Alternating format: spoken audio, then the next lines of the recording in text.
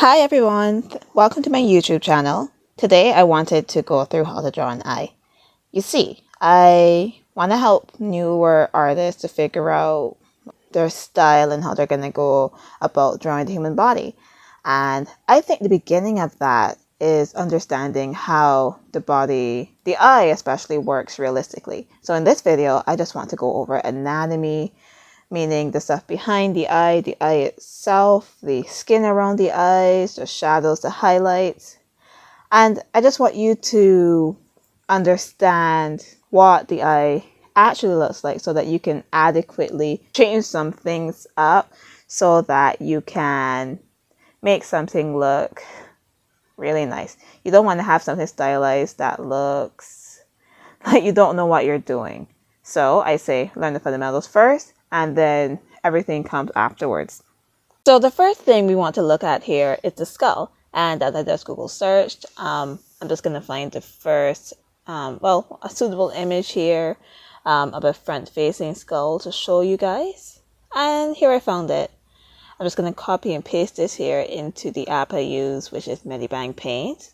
So right now, I am just making the image a bit bigger. Okay, so the eyeball is called an eyeball for a reason. It's just a sphere within your skull here as I'm drawing.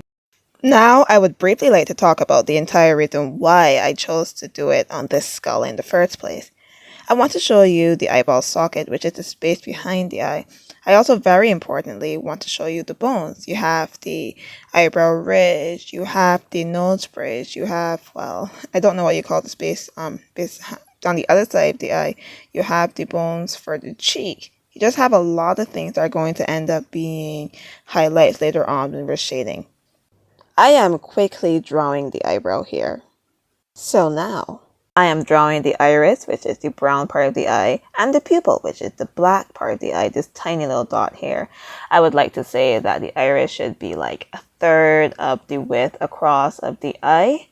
And the pupil, well, depending on the brightness, when it's bright, the pupil should get smaller. When it's dark, the pupil should get bigger. I believe that the pupil is going to be small. Now, I'm saying that pretty confidently because I believe that most of the time your reference is going to be in a bright light so you can see all the planes and dimensions of the face. Therefore, the pupil should be small to accommodate for said bright light. The next thing that I would like to show you is the skull from the side view. The reason why I want to do this is simple. I just want to show you how the eye pokes out of the skull and especially how the eyelid folds over it. Like to mention that what I'm about to draw may be a little bit inaccurate. I don't really remember studying what the eye looks like in the socket side view, but you know what? I'm speculating. It should look like this, going with what it looks like front view. I'm pretty confident it looks like this. I'm mostly trying to show you how the eye sits and how the skin interacts with it and how it just want to show you the overall three-dimensional planes. Now, why do I keep emphasizing this? I just want to really emphasize how it's a ball. I think that that's really important. I think that's the first step to understanding how to properly shade the skin around the eye. What I drew here is the red fleshy bits of the eye. These red fleshy bits actually consist of subcutaneous tissue, which is actually fat and muscles, and I'm guessing a few other organs up there. What I am trying to really achieve are the layers of the eye. I want to have the eyeball, then the red fleshy bits, and then I want to have the skin and show exactly how it layers over it. So now, this is starting to look like your regular eye, except it doesn't really have the eyelid, well, either of the eyelids, the top or bottom ones. Well, you see, if you are Asian, it is quite likely, East Asian, by the way, like Chinese, Japanese, Korean, it's quite likely that you're going to have a monolid. What a monolid is basically that you have a bit more fat around the eye. It's not anything wrong with you. It's just variation in the human genome. What, someone like me has, since I do have very pronounced eyelids, is that I don't really have a lot of fat. The eyelid is actually quite thin. You can see the shape of the eye quite well. Depending on what you want to draw, your eye, the spherical nature of the eye is going to be shown with the eyelid bit by bit. But we're going to show that later on as we're shading it as a sphere. Here's another opportunity to show you that the eye really is spherical. When you're drawing the eye side view, what you're going to have is that the eyelid is going to follow closely the round spherical shape of the eye. So this is going to be the case of many Westerners. You're going to see the bottom eyelid very pronouncedly, especially in black people. I think that I have seen more black people generally with puffier eyelids than white people. For white people, I think sometimes you don't see the bottom eyelid at all. I wouldn't really find that as much still exists within black populations. When I say puffier, I actually just mean have more eyelid creases, more lines in their eyes. I feel like Caucasians kind of have smooth eyes. It's one of the things that you get to notice when you're drawing. When you're drawing, you get to look at all the teeny tiny little details that other people wouldn't notice. And you know what? The amount of lines somebody has in their eyelid is something that you'd notice if you're drawing black and white people. I found two pictures of these black women that really don't really have pronounced bottom eyelids at all. And if you look, then again, you have to remember that even some non-Asians have monolids. So you just gotta realize there is variety in the human genome. Now, what you see me drawing here is the eyebrow. Actually, I'm redrawing it. I am making it a bit more straight. I find that Westerners have their eyebrows more arched. Normally, I'm not sure if it's a makeup thing for Asians though. Usually, I find Asians with straighter eyebrows. At least, in social media. Now, as I was saying, because I was talking about monolids, I'm going to show you what monolids look like. Side view. Side view, they don't follow the spherical shape of the eye. As I said, they have a bit more fat there. I mean, I believe it's fat. I'm not sure if it's fat or some other material, but it's not going to print out the shape. It's going to be a bit more straight. I also noticed when I was looking at Asian eyes that Asian eyebrows tend to be a bit higher up. So, that's a nice thing to look at when you're drawing Asian eyes. Here is a bit of a rough sketch of an eye. Don't mind how rough it looks and how it looks kind of wonky objectively. But I just want to show you what eyes look like at a 3/4 angle. And that is very important because many people I see usually draw 3/4 angle faces because no one likes front-facing faces. That's disgusting. I probably spent way too much time trying to tidy up everything, but you see, I'm drawing on a computer and with a mouse, and it's not as easy as I would like it to be. Drawing clean lines on the first go is very limited with a mouse, obviously. I drew the upper and lower eyelid here, and now I want to introduce you to the idea of the waterline. The waterline of the eye is this little space here where you don't have any eyelashes. The eyelashes actually come out of the waterline beneath it, underneath the space. If you were to look closely, you see a bunch of hair follicles where the eyelashes were to come out on a real eye. Despite that, I wanted to draw a more rendered out version of the eye with a few more details. You see, what I wanted to emphasize here are the three-dimensional planes of the eyelid. Okay, I said that it's a sphere, but the eyelid honestly has more three-dimensional form. I said that it's a thin piece of skin, but honestly, even paper in our three-dimensional world has a breadth to it, a certain thickness.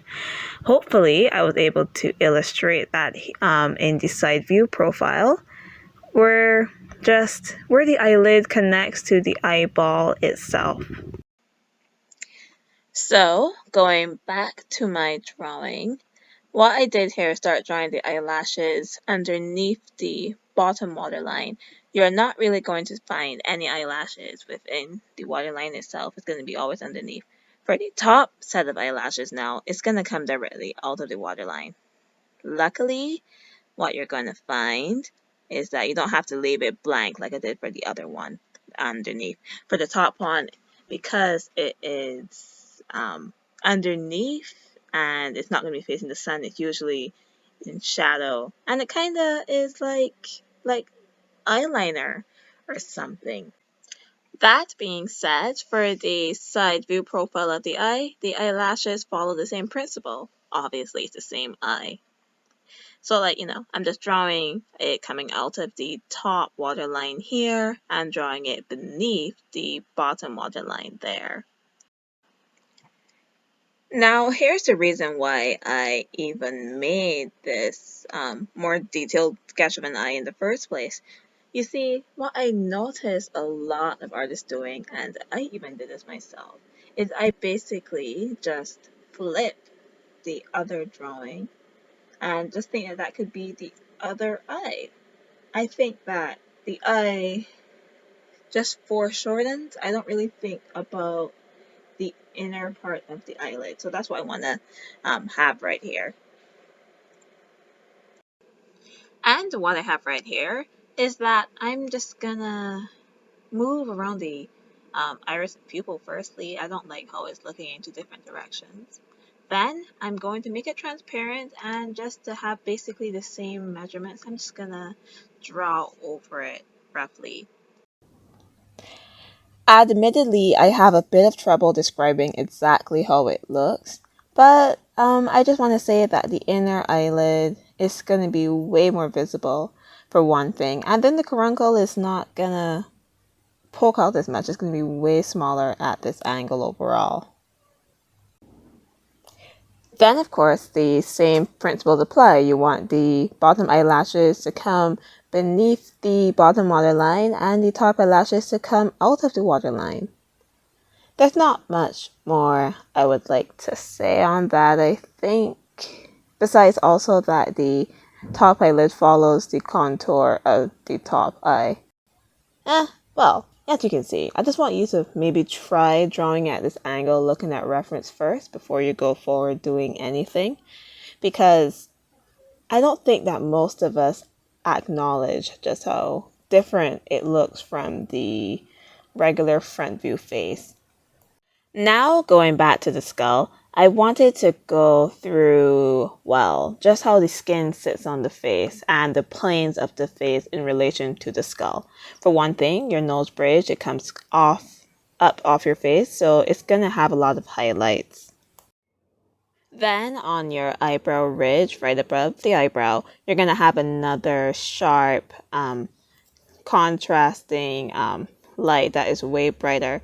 For the cheek, on the other hand, it's going to be a bit more gradual. I should not have depicted it in something so bright, but it's another plane that is just simply, it's flat, so you're just going to have a simple highlight underneath there. Please ignore the weird colors, but in dark blue here, I have the areas of shadow. These areas don't necessarily have intense shadow, but it's gonna have, well, there's a sink, a dip in the face in those areas. I think that a lot of people forget that it's a thing and then their eyes end up looking less realistic. Going on to the actual eye, the top and bottom eyelid, of course, they're going to have a bit of highlights there. Also, underneath the eyebrow, you're going to have some highlights, and in the corner of the eye by the caruncle, you're going to have a highlight there. Here I am just blending out the colors so that you have a few more midtones. Now the next thing I'm going to do is I'm going to try to make it more realistic because the blue color is, it's a bit daunting. I don't know, it's strong for me. So I decided to make it a more realistic color over here. Now I'm going to blend it out a little bit so that it's a bit more realistic and it's, less choppy. Now when I go into the eye a little bit more, zooming in, another important thing I'd like to say, and as I said earlier, is that for the upper lash line. No, that's not what you call it. You call it the upper waterline. You get to make it dark. That really adds a level of realism to the drawing, like all the time. Don't forget that. Also, while I'm at it, I'm going to mention that I learned this technique from watching Wallop and Shell Eats videos. You see, there are artists that use grayscale, and before they go fully rendering things, that they would just seem to use an airbrush and add a reddish hue to everything in gray. I think that when you add that reddish hue, somehow it just seems more human. And in my case here, I made everything kind of unrealistically orange, so I subdued it a bit with my red color. So what I have here, because I felt a little bit insecure about my drawing, is that I got this model here named Ayana Lewis, I think that's her name, um, to just um, to just draw over that, to show you just all of it in real time, real life, exactly how these shadows work. I just really love this girl's face. The first thing I want to emphasize is the shadow by her nose bridge, the shadow underneath her eyebrow, the shadows defining those beautiful cheekbones. And then, of course, I want to emphasize the highlights that you have on her nose, on her cheek, and then her forehead, and then right underneath her eyebrow. The next thing I want to emphasize is the shadow of her eyelid as it meets her cheek. And that's pretty much it for now. In this video, I covered the eye anatomy, I covered the spherical shape of the eye and how it interacts with the skull and the skin around it. I talked about certain parts of the eye that you should look out for that would help make it seem a little bit more realistic. And lastly, I really just went over how to go about shading it really. Not just the eye itself, but structures around the eye, the shadows and highlights that should be around there to help add realism to the drawing. This is only part one, so in part two, I will feature something where I am actually, well, drawing it out. And it's going to be a speed paint, and I'm going to be talking over it. And I'll be basically explaining everything that was covered in this video, but actually applying it to the drawing. Like and subscribe for more like this. I am pretty new to this, but I really just want to have resources out there that would be able to help new artists. I would definitely like your opinion and critiques in the comment section so that I would know what to do next. It would be relevant for any videos I make going forward. My dream right now is that I'm going to be able to make a video where I can analyze things like anime eyes, cartoon eyes, and break down exactly what realistic structures are on them, what was taken away and reduced to make it look more stylized, and what may have been exaggerated for it. Hopefully, if you support this channel, I will be able to do it at a later date. And I guess goodbye. I hope that your art improves and that overall you enjoy drawing. Like and subscribe for more like this. I am pretty new to this, but I really just want to have resources out there that would be able to help new artists. I would definitely like your opinion and critiques in the comment section so that I would know what to do next. It would be relevant for any videos I make going forward. And I guess goodbye. I hope that your art improves and that overall you enjoy drawing.